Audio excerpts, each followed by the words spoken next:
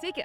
Taip jau atsitiko, kad mes po vieno lemtingo įvykio, Mes tai čia ir aš. lemtingo įvykio kalnuose nusprendėme susituokti. O žmonės kalba, kad šventė be tavęs ne šventė. Taip, kad norėtumėm pakviesti tave ir tavo antrą pusę storai riebiai kalendoriui pasižymėti rugpjūčio 25 dieną 2017 metų. ir prisijungti prie šitos fiestos. Ceremonija prasidės 14 val.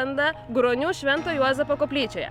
Kitaip dar vadinamoje Sladkevičiaus koplyčia, bet jeigu ką, nusiveskite Google Maps Sladkevičio tėviškę ir tikrai surasite, kur nuvykti. Vilnius, Kaunas.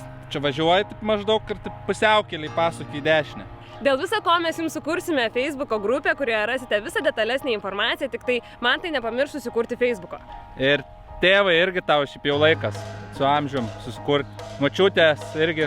Atkreipkite dėmesį, kad koplyčia nėra didelė, taip kad kas pirmesnis, tas gudresnis gaus vietos, kur galės atsisėsti. O visa tolimesnė eiga ir vakaro baliukas tęsis 18 val. Rumšiškių liaudės ir buities muziejuje Klojimo teatre. Sekite nuorodas, mes tenai pasakysime jums, kur ir kaip ką reikės daryti. Ir ten toj fiestoje iškart galiu pasakyti, ten tualetai tai lauko. Pasiruošk. Ir nelabai kur sėdimų vietų yra, tai reiks daug judėti, šokti, viską. Ir dar keli svarbus niuansai. Mūsų vestuvėse jums neprireiks kostiumo, švarko, kaklaraiščio, lakierkų, aukštakulnių, ilgų suknelių.